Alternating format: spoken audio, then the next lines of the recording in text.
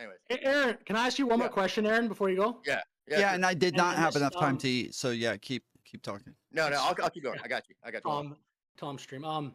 And you can answer honestly. You won't offend me. It's fine. Do you think it's cringe when someone who's not from America comments on American politics?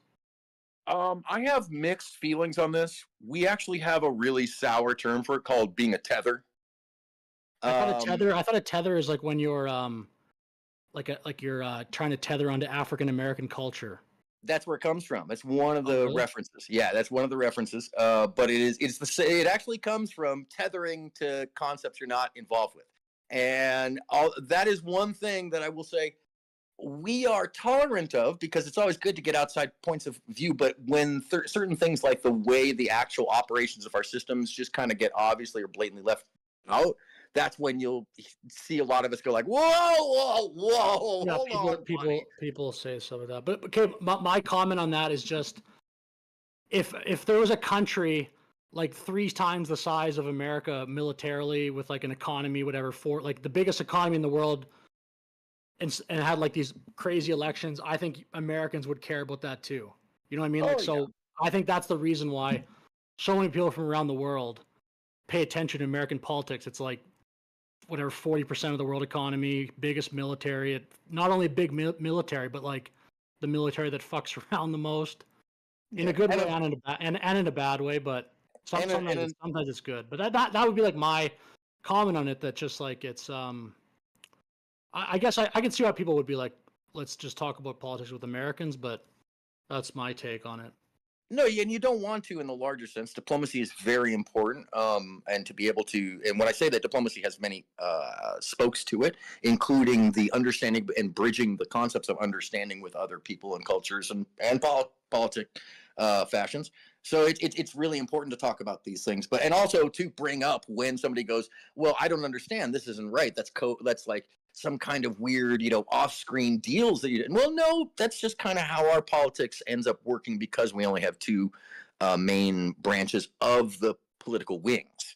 So they have to kind of boil it. I think you'd get a lot of Americans that would agree with what I'm saying, though, still. That they didn't like what happened there. Yeah. We would, in the sense that if we could have further extension of that system, we would have more parties, and probably will at some point. I just don't, it's just how it functions right now. And it is for the best that we have more, and I would say because Americans are so tumultuous, and so many of us have so many different points of views in so many ways. Every state is its own state of consciousness.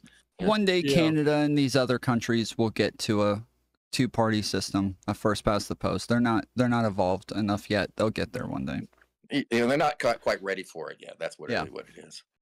We have more parties, but one key difference, and I'm certainly not an expert on it, but our parties are very aligned with each other. Like the prime minister of one party and all the cabinet members, publicly at least, very much agree with each other. So, and in America, you can have like a Republican like Mitt Romney and Donald Trump who like oppose each other on so many different things, but they're still both Republicans. So that's kind of the difference, in that there's a lot more like diversity of thought in American politics in a sense, even though there's 2 parties. In America or Canada, you're getting 3 points of view pretty much.